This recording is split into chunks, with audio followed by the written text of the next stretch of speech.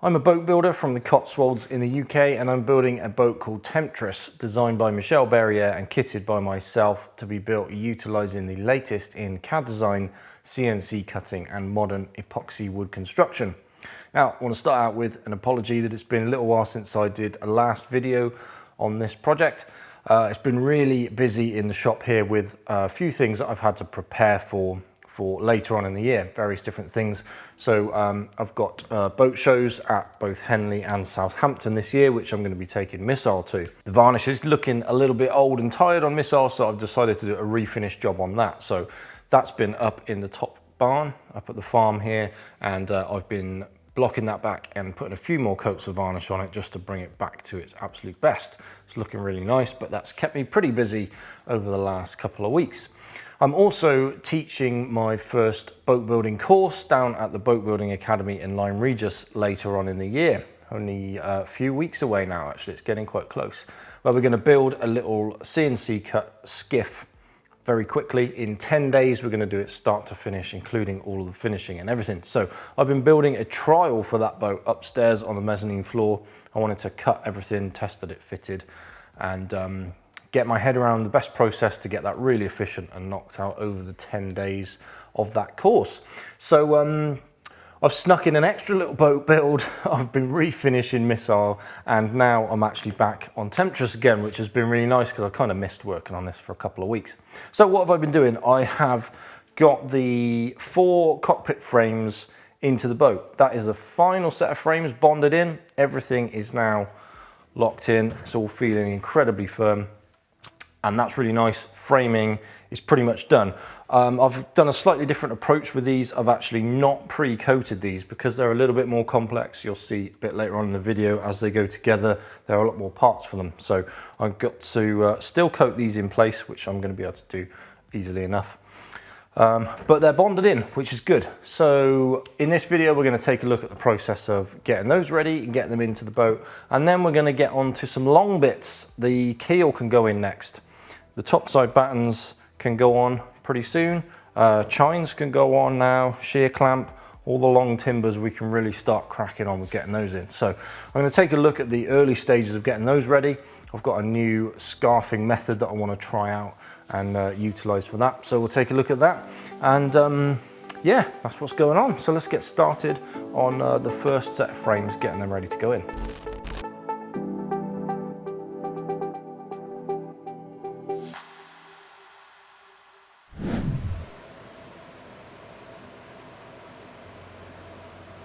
So the cockpit frames are these 4 frames that sit in the area of the boat where the cockpit is. They're all open topped, and they've got some extra things going on down in the bottom because this is all got to support the sole boards for the cockpit later on. And there are some additional timbers that run across the top of these little thin bulkheads that you can see me carrying here. So first of all, I need to machine some timber that we're going to use for those. So I start by machining a board down to the thickness of my frame stock, which is 22¼ millimeters, which is actually derived from the 7/8 thickness that Michelle designed the boat framing for originally. So I'll machine down to that using the planer thicknesser to get me somewhere close, and then I'll finish that off in the sander, which is great just for getting rid of any snipe at the end of the boards and to get a really good finish on the faces. Then go back over to the wadkin, and we're using the jointer table side of it this time.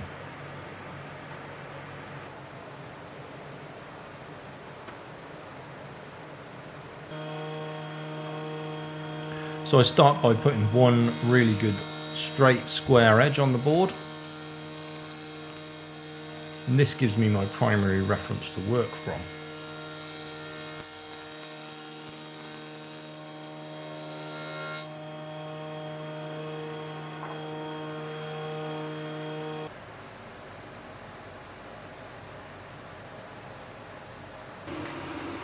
Then I can set my table saw to the desired width for the stock, and then I can run that straight edge up against the face of the fence on the table saw and get myself some nice square even stock for these timbers.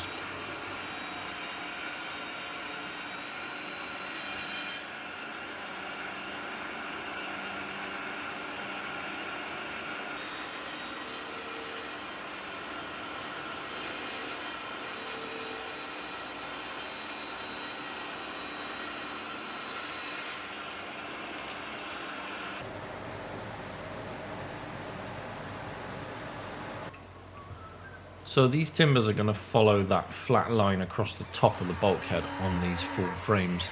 That is where the cockpit floor is going to sit later on down the line, and some of these interlock into the framing and some of them just fit up against the bulkhead. But the reason that these can't be paired to the framing ahead of installation in the boat is that the frames have to come down into the stringers, and these timbers would otherwise prevent you from doing it. So these have got to be installed at the point of installation into the boat.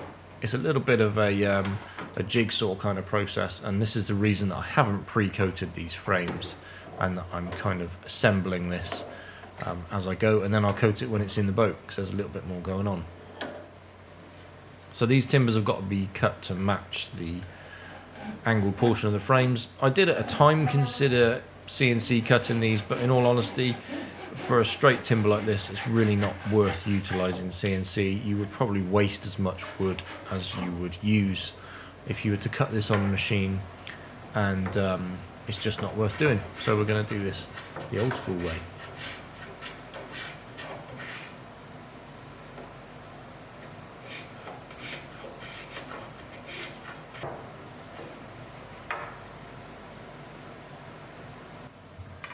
Now, as well as the timbers running across the top of these bulkheads, there are two little vertical posts that will run upwards, and that's just going to transmit the loads from that timber down into the framing and up against the hull of the boat. This is where the joins in the sole boards of the cockpit will also lie, so that we can open that up another day and have some storage down under the floors there. So here I'm just using a bevel gauge as a square actually, but a shorter square, so I can get it nice and flat down up against the framing there. The bevel gauge gets used a huge amount in this boat and in boat building in general. Really, it's a really versatile tool. So if you're thinking of building one of these boats yourself, I highly recommend getting yourself a bevel gauge within your toolkit. Even a cheap one is going to be used a hell of a lot of the time.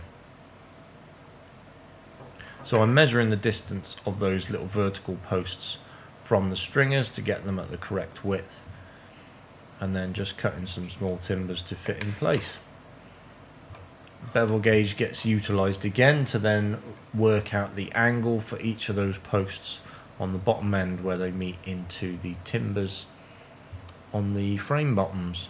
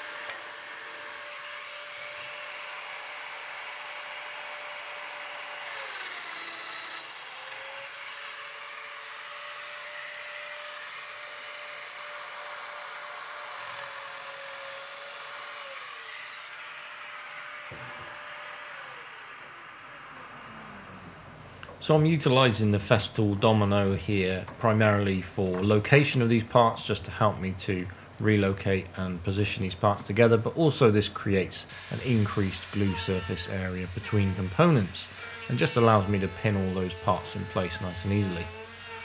Once all that's done, I can then get the little palm router out and round over any of the edges that are going to be exposed. If you remember, before coating we want every exposed edge to be slightly softened here, just so that we can have a little radius on it and get a good finish.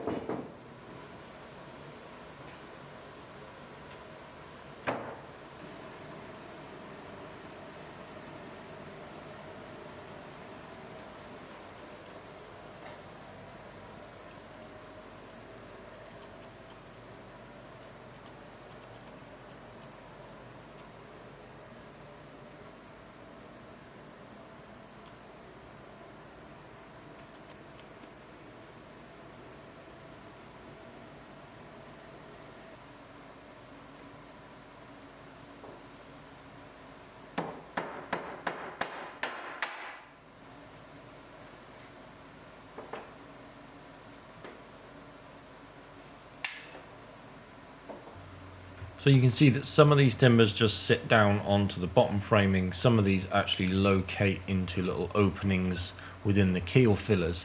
And these have got to be slotted in before that bulkhead can then be paired up to the frame. But that can only happen once the frame has come down into the notch, into the stringer. So it's a bit of a process to put these together. But it creates an incredibly strong frame once that's done. So I'll do a dry fit of the whole process first, and then we can start to get these glued up within the boat's assembly.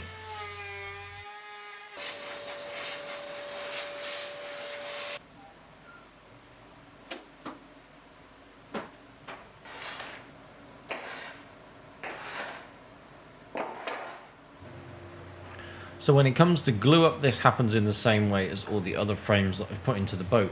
The bulkheads go in first, so they come up from the underside of the stringers, and then the frames come down from the top into the notches, and then the two get paired together. Before the frame goes in, I just round over all of those remaining exposed edges, the little corners that the router can't get into, and the outside of the frame that is going to just float away from the side planking once we plank the boat. So the frame can then come down from the top, and again I've got to do some little adjustments here just to get that to sit down into the correct height, because the notches that I pre-cut were pretty close but not spot on, so slight little adjustment.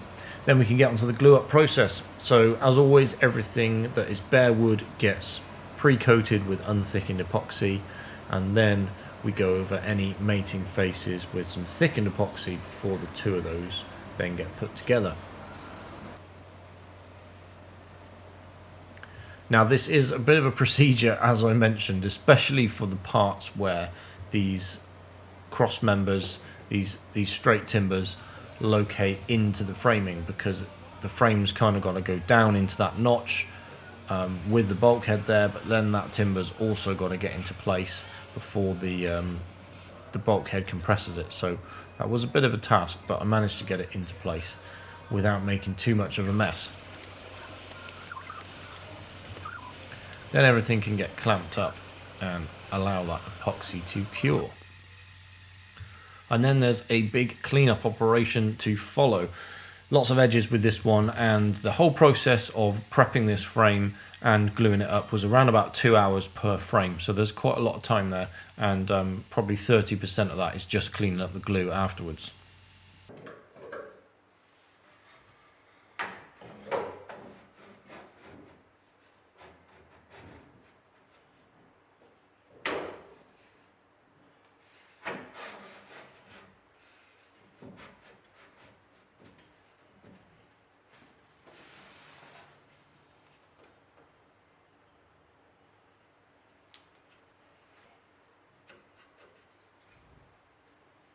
Okay, so you've probably seen me a couple of times adjusting these notches here, where they're just slightly different on either side of the cutout, and I'm just bringing this frame down to the final correct height. Quick little tip that I've just started using, which works quite well. So I've been using tape to mark the heights that I want this to come down to. So what I've done now is I've measured on the chine how far down this frame needs to come, and what I'm going to do is I've got 6mm on this side and 8mm on that side. So what I'm doing is wrapping that tape around the tape measure, and I'm moving it up to whatever dimension I need to come down by. So this is going to be 6mm.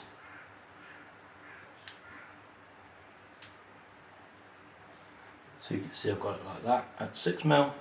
And I can just butt that ruler up in place to the frame,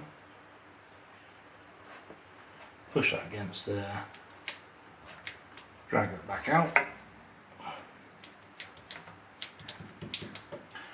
and that piece of tape is now parallel to the frame and 6mm down. So if I cut to that, we should be good.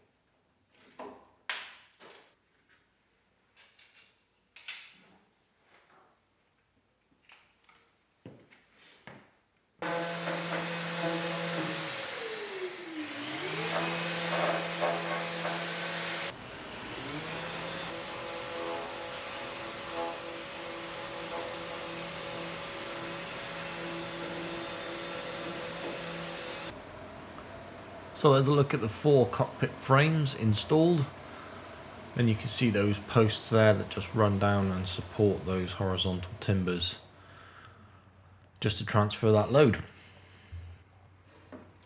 So I'll get those plugged and the little holes filled and everything coated. What I'll probably do is actually take the legs off the strong back one at a time, because these frames are going to stay in place now. I'll take them off one at a time, I'll coat the frame, and then I'll put the leg back into place afterwards. That is how I think that's probably going to work quite well. I'm really pleased with the accuracy that we've maintained, even though all of these frames have now been out of the boat and then back in again. As you sight down the hull here, you can see that this is still looking incredibly fair, and that's going to plank real nicely and real quickly as well, so I'm definitely looking forward to that. So now we can get on to some of the longer timbers, preparing those for installation into the boat. This is going to be some of the last CNC cutting work that I'm going to do on the boat for some time now. This is pretty much going to be the last CNC cut component until we get right through to doing kind of cockpit furniture and seats and stuff like that. So this machine has largely reached the end of its job role for now, which will be quite nice because we'll be doing all kind of hand tool work from now on. So we've got the chine flats section, the section of the hull where we've got flat areas in the chine, and that is comprised of CNC cut components. This is similar to the way that I did the shear clamp, if you saw the video on that, and we'll actually see the shear clamp installed as well. So the curvature looking from above on the boat is cut into the chine sections at this stage. As you can see, the components are curved. And then the curvature in spring, as you look at the boat from the side on, is formed by lamination of 3 layers of plywood here. So we've got 3 layers of this ply, which will all be bonded together to form the chine flats here. And those lock together lengthways using this football style kind of jigsaw joint. So that is the chine stock cut and ready to go. We'll be able to get this assembled and revisited not too much further down the line once we've got the chine top rails in and we're ready to start building the chine flat laminations.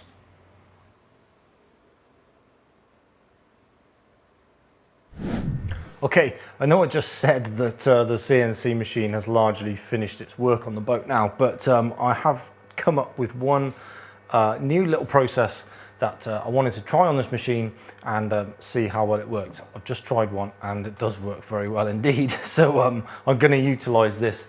Now with the long timbers in this boat, that's going to be all the topside battens and the chine top rails and the keel as well.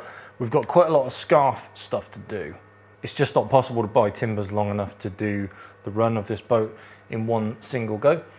So we need to scarf them to join them together properly. Now you saw me do scarves a number of different ways before. I've used my sanding machine before where I kind of cant that over and create a scarf joint, which we can do really nice and quickly. That's pretty good for sort of rough and ready things. You've seen me use the little circular saw jig that I made for the scarves when I did the stringers, and I was tabbing together the laminations in that. Now those were relatively short scarves on that. That didn't really matter because it was really just a case of tabbing together those pieces so that they could then go into a larger lamination stack. And because they're in a big lamination stack, the scarves didn't need to be particularly long. With stuff that is much more structural or just a single layer timber like the topside battens are going to be, we want to be doing nice long scarves. We're talking like a 12:1 ratio. So 12 times the thickness of the timber should be the length of that scarf. And I also wanted to do nibbed scarves within this boat, which means that they have like a little flat end to them so that the face that you see isn't feathered out like just a standard scarf would be. They look a little bit neater from within the boat. So I found a process by which I can do that on the CNC, and it actually delivers a perfect scarf joint with everything we need. We've got a nice little nib there that's going to look neat. We've got a really good texture to the face of the scarf joint, and it's incredibly quick as well, repeatable. So let's get some timber on here and I'll show you how I do them.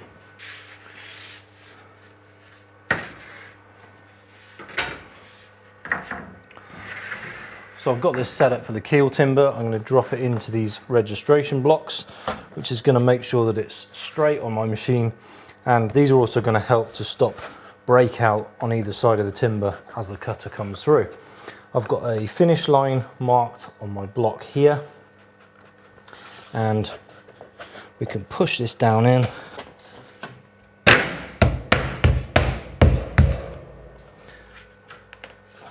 Flat to the bed, and then I can screw it in place with this little clamp block.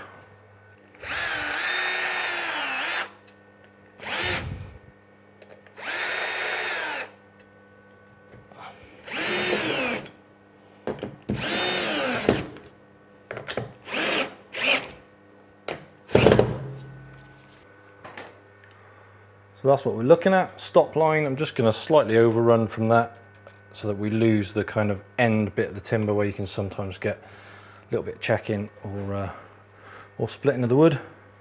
Clamped in place, and then the long bit just runs off back onto the table. So I'm using a little ball end mill for this,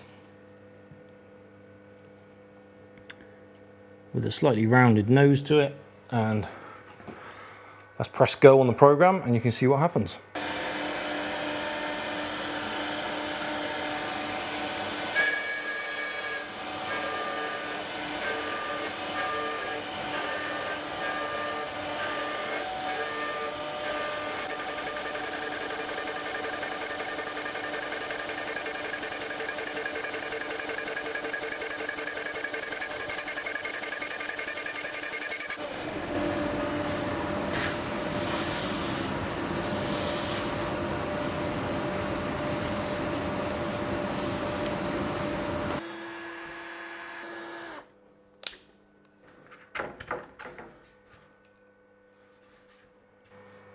Okay, so there you see what we have. We've got a slight little rounded entry there, and then we've got a slight ball nose right down at the tip of the scarf as well. We've got a nice steady taper, and you can see that because of the step overs of the cutter, we've got this slightly ridged texture all the way throughout the scarf. That is absolutely perfect for bonding. That's going to give us just a nice slightly roughed texture to bond to. Perfect for what we want for a scarf joint. And there we go. Cuts in around about 90 seconds. So pretty time efficient. I'll get another one cut and we'll put two together, see what they look like.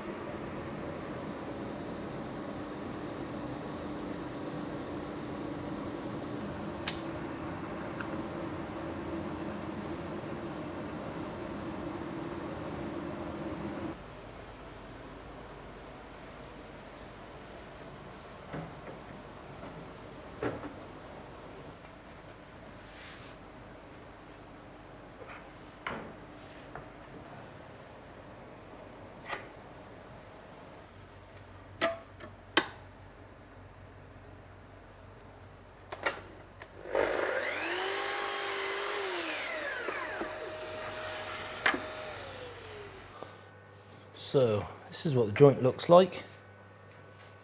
You can see we've got a little rounded nib at either end, which is just going to help me to make sure that joint ends up nice and straight.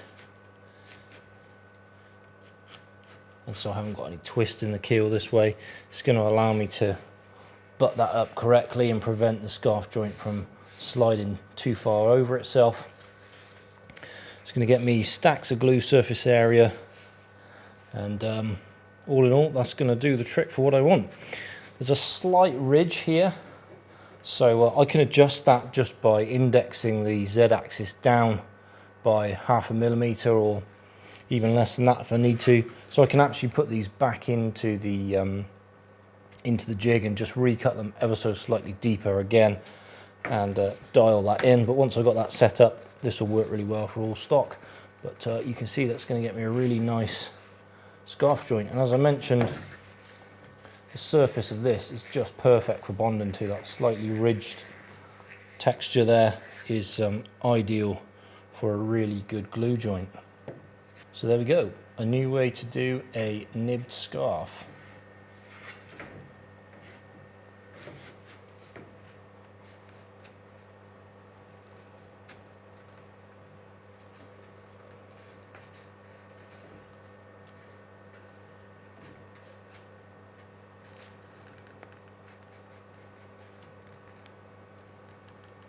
Now I've got this set up as a parametric model in Fusion, which means I can come in and change these parameters really quickly and easily when it comes to doing this on different size stock. So I can adjust the thickness of the stock, which is going to give me a much bigger scarf, and that's going to automatically adjust the length of that scarf as well.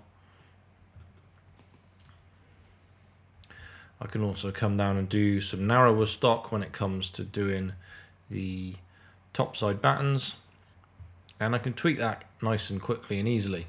And then when I jump over into the manufacture section, all I've got to do is to regenerate the toolpaths there,